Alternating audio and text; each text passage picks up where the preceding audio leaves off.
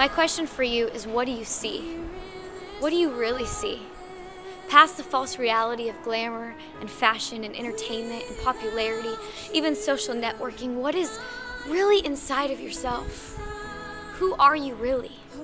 See, it's funny because today I was driving into the city, and from the outside it was so glamorous looking. It was so big and sparkly at night, and it was just so beautiful. But as I continued down the road and I began to enter into the city, it wasn't so beautiful anymore. I witnessed homeless people desperate for food and people scounging around for anything to eat. They were broken.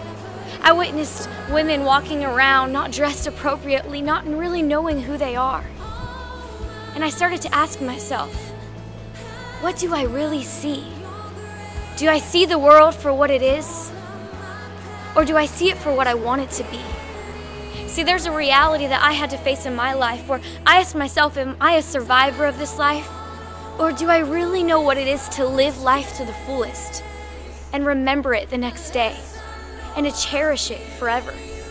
See, I was reading in the Bible the other day a story about Jesus. Jesus was surrounded by his disciples, one of them named Judas.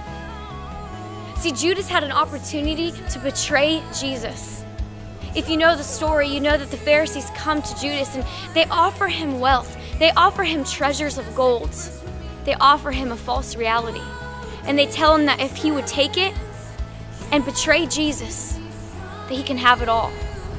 And so Judas reaches out and he betrays Jesus. The one person that was there for him, the one person that believed in who he was, who he really was.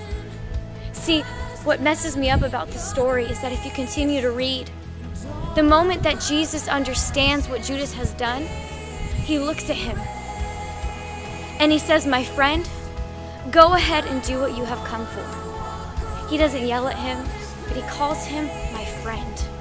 If you read on, you read that each disciple ran away and leaves Jesus.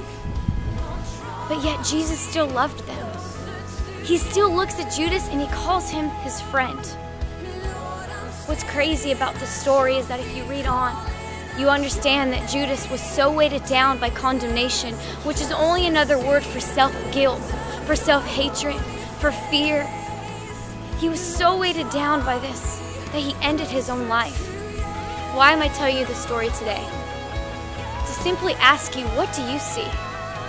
See, Judas, he saw the false reality. And then he was weighted down by his own guilt, his own sin, if you want to call it that, his own fears, his own insecurities, his own brokenness. He lived in a false reality. But Jesus, he saw something real. Jesus, a man who we find in history books, a man that really lived, who really came, and who really died for you. He sees you as beautiful.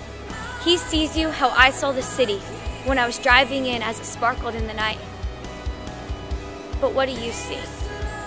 Because it takes you seeing who you really are to be able to find the beauty in tomorrow.